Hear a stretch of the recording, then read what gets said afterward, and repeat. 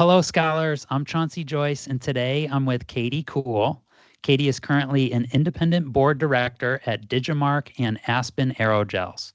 Her career spanned 27 years in consumer packaged goods, and she's been serving on two boards now for 2 years. She attended Kalamazoo College for her Bachelor of Arts and Washington University in St. Louis for her MBA. Katie is proud of the Tide Loads of Hope program during COVID when she was the CEO of Tide Cleaners.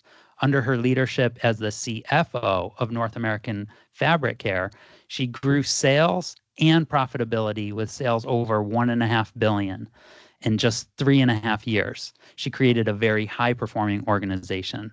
And as a fun fact, Katie has been my mentor for over 15 years now, and I'm forever grateful for her help. Okay, Katie, are you ready to get started? I'm ready. Okay, great. So, how do you describe what you do to somebody you just met? Oh gosh.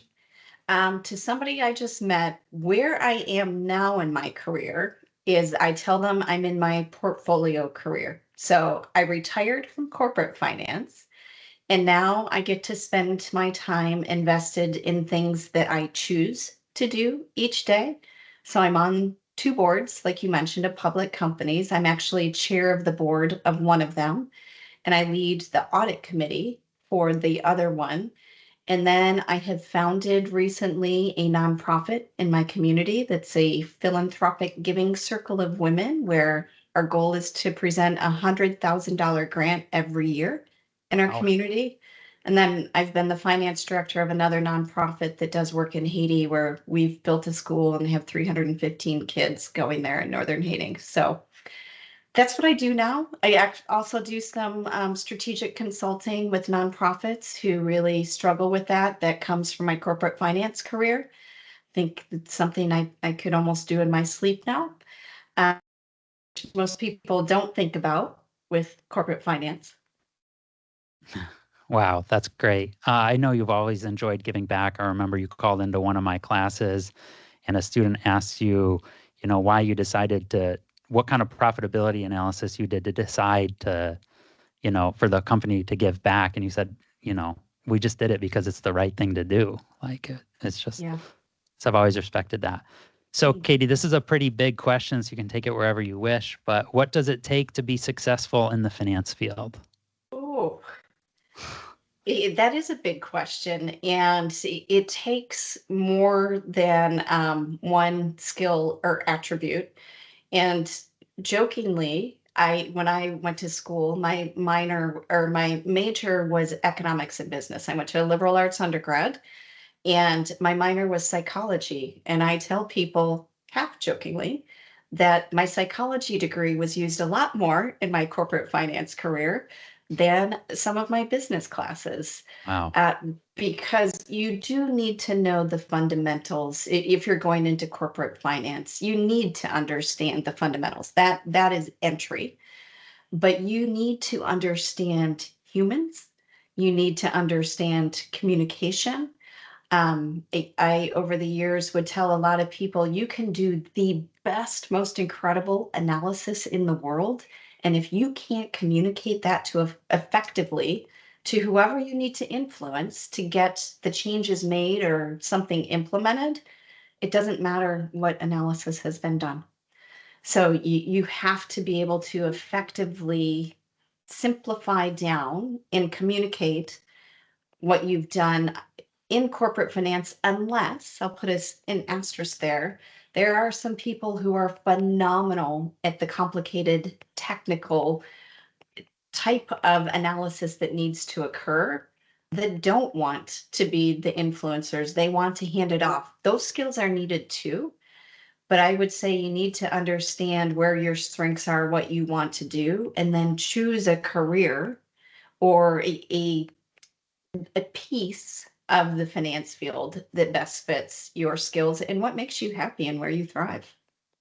That's great. Thanks, Katie. You helped me out with that too, because I was a quant, just pure quant. So I appreciate all your coaching there.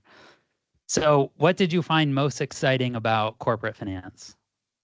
I loved the fact that there were so many facets to it. I think that people believe that when you say corporate finance, they have one picture. And what they don't understand is there are so many different places where you can play in corporate finance. And when I look at the span of my career at Procter & Gamble, 27 years, I ran the general ledger in San Jose, Costa Rica. I am not a CPA, but I got to run the general ledger and understand what that takes. I was in investor relations for 5.5 years. I worked with 3 CEOs. I was able to work and deliver 2 major strategic changes within the company. Dealt with an activist investor. I was CFO of several different divisions.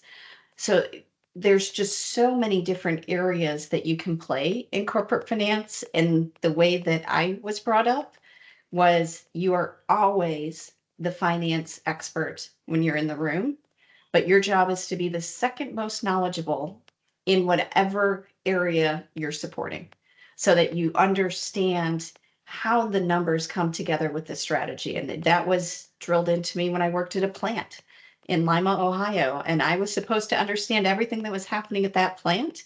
And I was out on the floor all the time to understand how the actual business came together into the numbers. Yeah, great, Katie. So what challenges did you face when getting into the career? Oh gosh. Well, I would say probably one of the biggest challenges was I was incredibly naive of really what corporate finance was. I knew pieces of what I just talked about. And I was also very naive about working in a big corporation. I was a first generation female to actually have a career. And I have the belief that if you just did your job, everything good would come out of it. You would get the promotion, people would recognize it. And I didn't understand that you needed to build a network. You needed to have people around you who could help you work through challenges and who knew you and who would help you.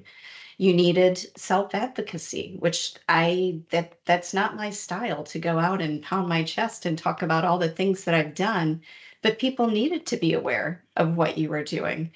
And so those were early on challenges. And I was very, very fortunate to be assigned some mentors early on who helped me to navigate and grow and understand what it meant to be successful. And I put an asterisk, successful the way I defined it Mm. in a corporate finance career. Hmm. So, Katie, you've held numerous roles in corporate finance. What has been your favorite role? Oh my gosh. That's a really hard one because I've had so many. I if I can do some top ones, I Yeah. loved my role in San Jose, Costa Rica, where I ran the general ledger, which I mentioned. To be an expat, living in Costa Rica, where I had 2 young children starting school and learning Spanish, to be in an environment where that was the first time I had a really large organization. So I had about 150 people who reported to me. I had people on the ground in almost every country in Latin America because I was also responsible for the local accounting. And as I mentioned, I wasn't an expert. So I was learning constantly to make sure that I was moving the organization in the right direction. So that was one. Investor relations was another one. That was just a ton of fun to have such a broad view of a company like Procter and Gamble and be able to there were 5 of us in the entire company who could interface with Wall Street. So Wow. that was fun. I can't imagine. Every day must have been different in that role. Every day was different in just about every job that I had, which again, I think when you have a view of corporate finance, I think people think of this boring, stiff type of job. Not even close. It, Okay. it was it was different every day in every role that I had. All right. I don't know if you had a least favorite role, but if you did, how did you kind of work through that? Yeah, I had one that I would say it was my most challenging, and it was the time that I thought the most about, am I doing the right thing and should I leave? And interestingly, it didn't have to do with the work, it had to do with the manager. Mm, And that I often found in my career was in most jobs, in most areas, you can make them as exciting or boring as you would like. The manager really influences your day to day and what's happening around you. And I had a manager who was quite challenging to navigate. I drew on every mentor that I had to help me get through that time. I worked with HR and tried to find solutions. And a piece of advice that I got early on in my career, which played in my head for decades, was, is this an opportunity to learn and to learn how you will manage or won't manage in the future and you become a better individual? Or is it personal? And if it's personal, that's a problem, and you bring in people to help you. If it's, you know what, our styles are different, I don't understand, but it's not vindictive, bad, crossing any ethical lines, then you figure out how to learn and get through it, and you're better off for it. But there was it was a role, I won't mention it just in case anybody probably has parents in that area, but it was the manager versus the work. Okay, thanks, Katie. So I'm seeing more and more of my students prioritizing their mental health and being more aware of their needs there. Do you have any routines or habits that you'd like to share that has helped you? Absolutely. And you do have to prioritize both your physical and mental health. And for me, and Chauncey, I think you know this, I Mhm. have always been somebody who regularly works out. I swam in college, I became a runner. My husband and I owned a CrossFit gym for a period of time. And my day for decades started way earlier than any of you want to get up. I was at the 5 a.m. class, but that became my time to just reset each day. I wasn't a worker, an employee there. I wasn't a wife. I wasn't a mom. I was me in my zone doing my thing. And it was just what I needed each day. And that became my reset. And for some people, it might be cooking, it might be going for a walk, it might be hanging out with friends, it might be gaming. Know what your reset is, know how much of that you need, and build it into what you're doing. And I had somebody who worked for me. He actually replaced me as CEO when I retired early. He had to take a trip a week a quarter. Like you could tell if he did not do it, and he could tell. And so every time he got back from vacation, I asked when his next one was planned. So it's really understanding yourself and your resets and making that a priority. Thanks, Katie. Is there anything you do that has helped you has helped contribute to your success? Um, it, Gosh, I think I'm a pretty disciplined person and I Yeah. don't give up easily, which is an interesting counter because I'm also a huge team player and really believe in the humans first. But Hmm. I think my persistence and stubbornness and willingness to take risk. And that's something of, I think a lot of people are hesitant to lean in unless they have enough information, they know enough. And I sort of would try to lead with what's the worst thing that can happen and the best thing, and the best thing was usually a lot bigger than the worst thing.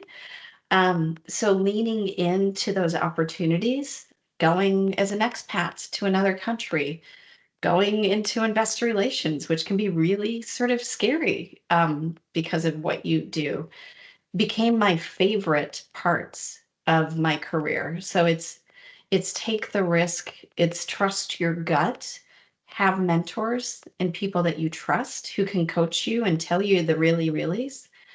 I think all of those were really helpful, and open communication. If you want something, tell people. They can't read your mind. So let them Yeah. know. Thanks, Katie. So, do you have any other general advice you'd like to share to an undergraduate student? I teach a lot of business majors. I would, gosh, I would say enjoy your journey, Mhm. keep learning. Don't be afraid to say you don't know, because that will be your best learning opportunity. And if you can be a lifelong learner and somebody who's comfortable enough to be vulnerable to say, I don't understand that. Will you explain it to me? Or I thought it was really different. Help me. You are Mhm. going to come out in life so much better and stronger than if you put that shield up and go through thinking you know everything. Thanks, Katie. Do you remember when you taught me the pie model or the Oh gosh. I still Yes. remember that performance, image, and exposure. Yep. Do you want to explain that for us? Yeah, that is a model that we use across Procter and Gamble to talk about how to set yourself up for success. And performance goes back to a comment I made early on of you got to have the fundamentals of wherever you're going into a field. That's your foundation and your base, and it comes through in the work that you're doing. Image is how you project yourself. Some people may call it a brand that you Mhm. create, but it's also then how others see you. And I would tell a lot of people at P&G, please know, even in a place as big as this, that your image, your brand travels. So people will know you before you know them. And it comes through your image of what you represent. And then exposure is that network that I was talking about. It's people actually seeing you and seeing what you have to say and how you deliver. So it's putting yourself out there in those situations where more and more people can see you.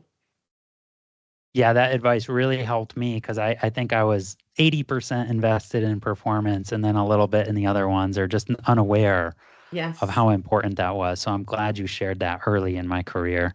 And I'm glad you shared so much advice with my students in this interview. Yeah. Thank you, Katie. Thank you so much, Chauncey. I can't wait to talk to you soon. I hope it is very soon. Okay, bye. Bye bye.